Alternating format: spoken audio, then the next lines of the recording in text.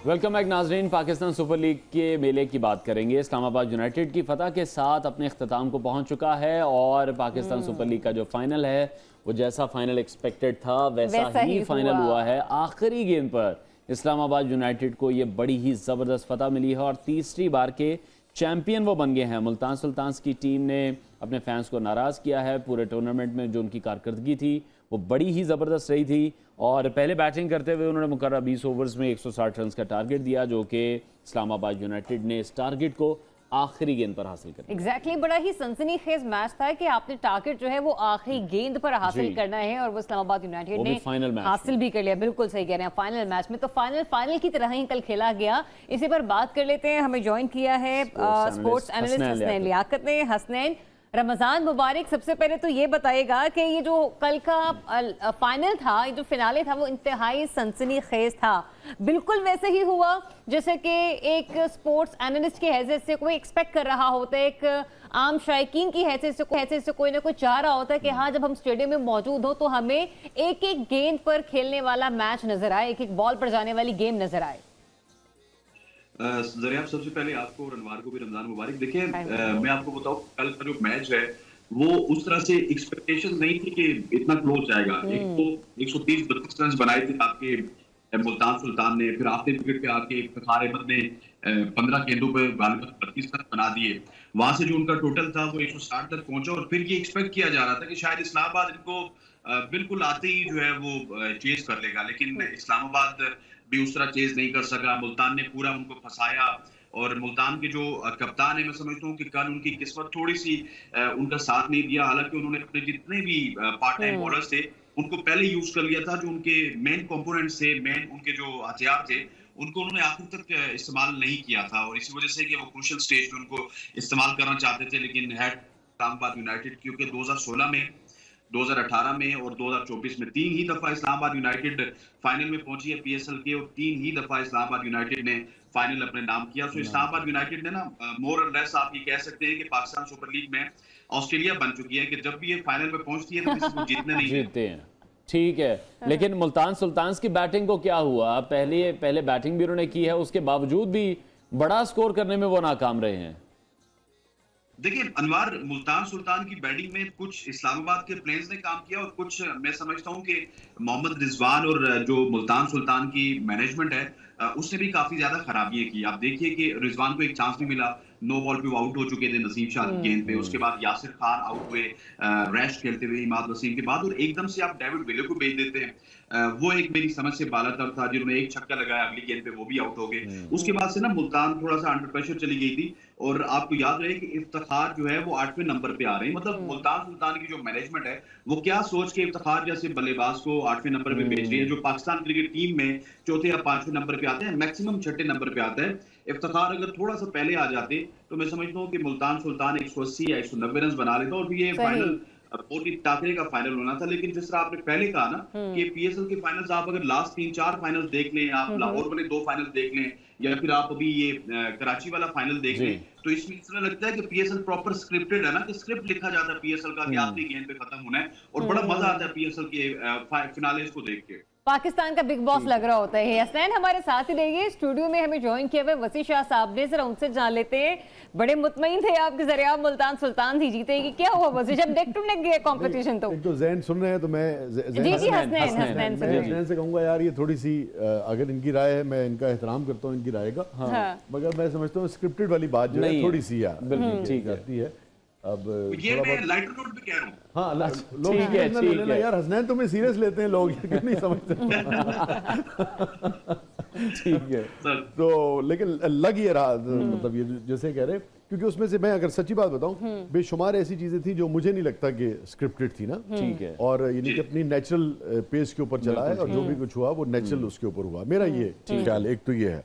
और चूंकि उन्होंने खुद भी कह दिया कि वो लाइटर नोट पे ही कह रहे थे, तो चूंकि हमारा ब्रांड है, हमें उसको हर तरह से ख्याल भी करना चाहिए। मगर बहरहाल लाइटर नोट की तो इजाजत, इतना सेंस ऑफ ह्यूमर तो पूरी कौम में होना चाहिए, बनना चाहिए।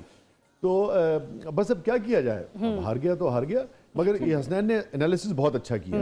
आप देखें ना कि एक आदमी जो है जो आपकी मेन टीम है उसके अंदर चौथे 5वें नंबर पे आता है या 6ठे नंबर पे आता है ज़्यादा, आपको ज़रूरत भी है, ओवर्स भी कम है, आपने बिल्कुल उसको एंड पे जाके भेजा, चांस यानी कि दिया। आप ये तो देखें ना, अभी उन्होंने हमें को 30+ के करीब कुछ स्कोर उन्होंने किया। जी जी। अच्छा, अगर वो ये नहीं कर पाते तो आप तो 124-25-30 हार्डली आप कर पाते आउट हो जाती। अच्छा, और इसी तरीके से अगर उनको आप 1.5 ओवर पहले भेज देते तो आप अंदाजा करें कि 10-20-25 रन का मार्जिन आपको और मिल जाता, और वही जो था वो स्ट्रेस और ज्यादा पड़ता इस्लामाबाद यूनाइटेड पे। और फिर लाजिम बात है, जितना प्रेशर आप डालते हैं तो हो सकता है कि इस्लामाबाद यूनाइटेड को आप पहले आउट कर लेते। चले, दिल तो किसी और का भी टूटा है, दिल तो किसी और का भी टूटा है। मेरे साथ वाली कुर्सी पे जो बैठे हैं, कैसे लगा आपको? जो कि रिजवान के बहुत बड़े फैन है, और मैं अभी हसनैन से यही पूछने वाला था कि हम PSL के दौरान जितने भी मैचेस देखते रहे हैं, रिजवान की कैप्टनसी बड़ी बेहतर रही है। सोशल मीडिया पर भी देख लें या अगर हमारी भी राय देख लें, हम भी यही कह रहे थे कि शायद T20 वर्ल्ड कप के लिए शाहीन की जगह रिजवान को मौका दे दिया जाएगा, लेकिन इस फाइनल की शिकस्त के बाद लगता है कि फिर वो चांसेस बिल्कुल खत्म हो जाएंगे। देखिए अनवर, मैं इस बात से ना थोड़ा सा डिसएग्री करूंगा। आप देखिए कि फाइनल कौन जीता, शादाब खान जीते, जो कि उनको टेस्ट हम कर चुके हैं अफगानिस्तान के खिलाफ, जो हमारी UAE में सीरीज हुई थी। रिजवान की जो कल की कैप्टनसी थी ना, अगर आप उसको एज ए एनालिस्ट देखें, वो बहुत ही स्मार्ट कैप्टनसी थी। उन्होंने खुशदिल शाह जैसे बॉलर से 4 ओवर करवा लिए। उन्होंने उसामा मीर को तकरीबन 11वें ओवर के बाद लाया। अब्बास अफरीदी के पास 2 ओवर्स मौजूद थे, अली के पास 2 ओवर्स मौजूद थे, क्रिस जॉर्डन के पास 2 ओवर मौजूद थे, विली के पास 2 ओवर मौजूद थे। मतलब उन्होंने अपने जितने भी मूव्स थे ना, वो बहुत स्मार्टली खेले, सिर्फ किस्मत ने उनका साथ नहीं दिया। और अभी भी मैं आपको बताऊं कि जो कैप्टनसी का मामला है, उसमें रिजवान जो हैं वो कैप्टनसी की दौड़ में सैर फरिश्त इसी वजह से है कि वो बड़े स्मार्ट कैप्टन हैं। और जिस तरह उन्होंने मुल्तान सुल्तान को देखे ना, आप सिर्फ ये ना देखें कि मुल्तान सुल्तान हार गई या जीत गई।